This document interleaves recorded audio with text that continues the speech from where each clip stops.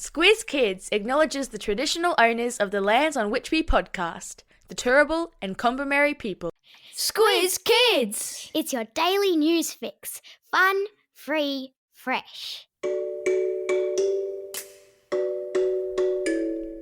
Hello and welcome to Squiz Kids Today, your fresh take on what's happening in the world around you. I'm Bryce Corbett. It's Monday, June 17. In Squiz Kids Today, new pandas for Adelaide Zoo, New Zealand's whale treaty, the country kid off to the Olympics, and the lion with a watch on its tongue. That's what's making news, kids style. The Lowdown. Australia's favourite panda visitors, Wang and Funi, will say goodbye to their home at Adelaide Zoo at the end of the year to be replaced by a new panda pair. That's the announcement that was made yesterday by the second most powerful man in China, Premier Li Qiang, as part of an important visit he's making this week to Australia. Wang and Funi have been on loan to Australia from their home country China since 2009, so just on 15 years. The loaning of pandas was meant as a friendly gesture by China, and certainly you'd have to say they've done their job, delighting thousands of visitors to Adelaide Zoo with their cute fest antics. The Chinese Premier yesterday paid a visit to the zoo to check in on Wang and Funi and said he was delighted to see how happy and healthy they appeared to be. And though it was time for them to return to their home in China, a new pair of pandas would be sent to Adelaide Zoo by the end of the year to replace them. It's a panda exchange program. I wonder if I could exchange my teenage kids for a pair of giant pandas. Surely they would eat less. The Chinese leader will continue his visit to Australia today by meeting with Australian Prime Minister Anthony Albanese and will also travel to Western Australia. It's the first time in 7 years a high-ranking Chinese official has been to visit Australia, and it may pave the way for a visit by the Chinese president himself too.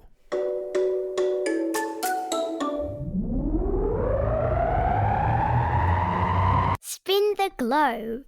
Each day we give the world globe a spin and find a news story from wherever it stops. And today we've landed just across the Tasman Sea, in Aotearoa, New Zealand, where a Maori king has signed a pledge to treat whales like people. What's a pledge? It's a promise. And why is this Maori king promising to treat whales like people? Well, because on behalf of his people, he believes that it will help to protect and conserve them. Whales are an important sea creature in Maori tradition. Maori legend has it that whales helped guide the Maori people in their canoes across the oceans to New Zealand.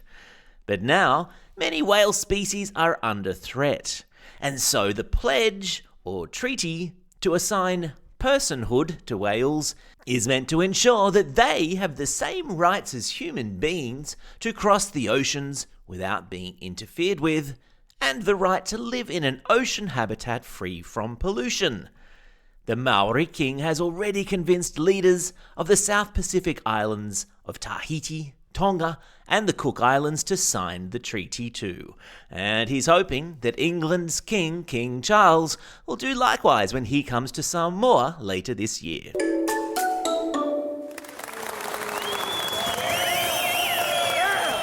Squiz Kids salutes. You've probably noticed there's been a lot of competitive swimming going on in Brisbane this past week, as Australia's best swimmers take part in trials for the Paris Olympics and Paralympics. And there have been some awesome stories in amongst that, including Molly O'Callaghan and Ariane Titmus and Kyle Chalmers. But this Squiz Kids salute is for a swimmer you might not have heard of.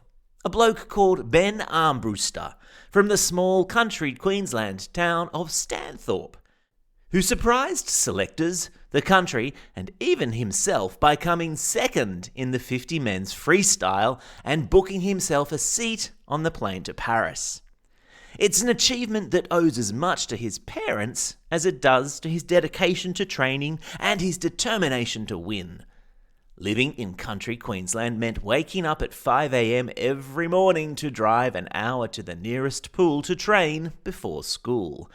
and sometimes in winter not being able to train because the temperatures were near freezing and the local pool didn't have heating. And so, to all the mums and dads out there who wake up at the crack of dawn or stand on sidelines or courtside long into the night, Squiz Kids salutes you. Your kids probably don't say it all that often, but deep down, they appreciate everything you do. Animal Kingdom. And it's a double-header Animal Kingdom this morning as we go from the savannas of Africa to a suburban home in America. First, it's Aussie wildlife vet Chloe Buting, whose Instagram is going off after she posted video of an Apple iWatch strapped to a lion's tongue. Now, you're asking yourself, why would anyone strap an iWatch to a lion's tongue? And how exactly would they convince the lion to stay still long enough to do it?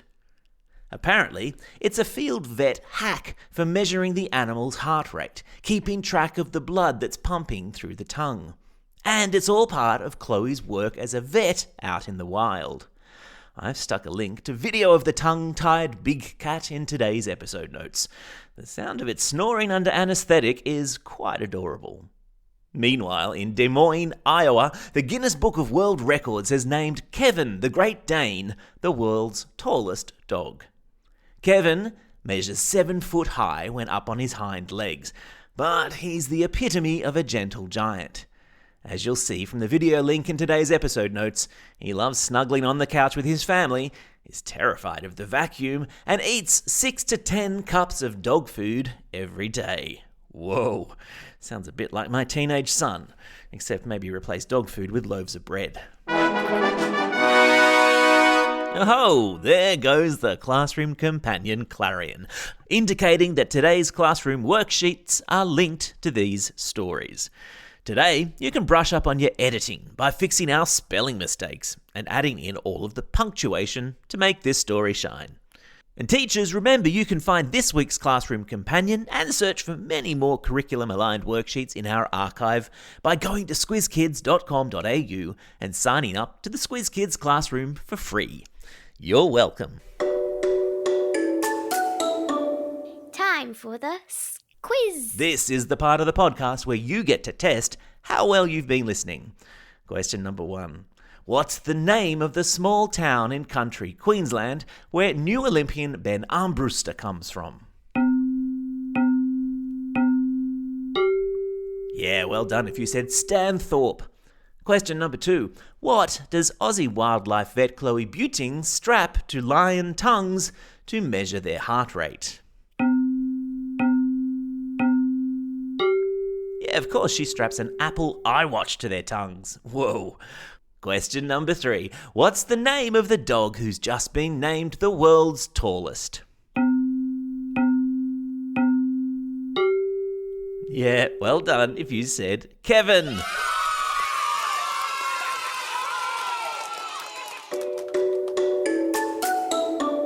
Shout-outs. It's June 17. Today is rapper Kendrick Lamar's birthday. Plus, it's also National Eat Your Vegetables Day in the United States. So eat your greens, people. It's also a special day for these Squiz Kids celebrating a birthday today and tomorrow. Amber and Lucy from Yass, Benjamin from Goulburn, Ella from Armidale, Xavier from Ballarat, Ahora from Willoughby, Jerison from Coffs Harbour, Yuki from Forest Lake, Ida from East Ryde, Louis from Tempe, Emma from Woodville, Emma from Yankalilla, Jax from Dubbo, Hartley from Greenwich, Lexi from Somerville, Ella from Ripley Valley, and Yuzuki, who's listening all the way over there in Japan. And a belated birthday shout-out goes to Brax from Madawi. And classroom shout-outs today go to Class 420 with Ms. Gilchrist at Lang Warren Park Primary School, Mr. Erickson's class at Wirianda Public School, Class 3S with Mrs. Twigg at Goulburn South Public School, Mrs. Bradshaw's class at Snowy Valley School in Tumut, Class 4E with Mr. Elam at Yarrabilba State School, and all of the students at Killarney Vale Public School. And just a couple of special shout-outs this morning to Jack from Kingsville, who's a big fan of broccoli, and Etta and Maeve from Croydon in Sydney. Don't forget, if you've got a birthday coming up and you want a shout-out, or if you're after a classroom shout-out, drop us a line at squizkids@thesquiz.com.au or fill out the form on our website. Well, that's all we have time for. Thanks for listening to Squiz Kids today. We'll be back again tomorrow with a very special Squiz the World as we take a virtual excursion to the remarkable country of Russia. In the meantime, get out there and have a most excellent day. Over and out.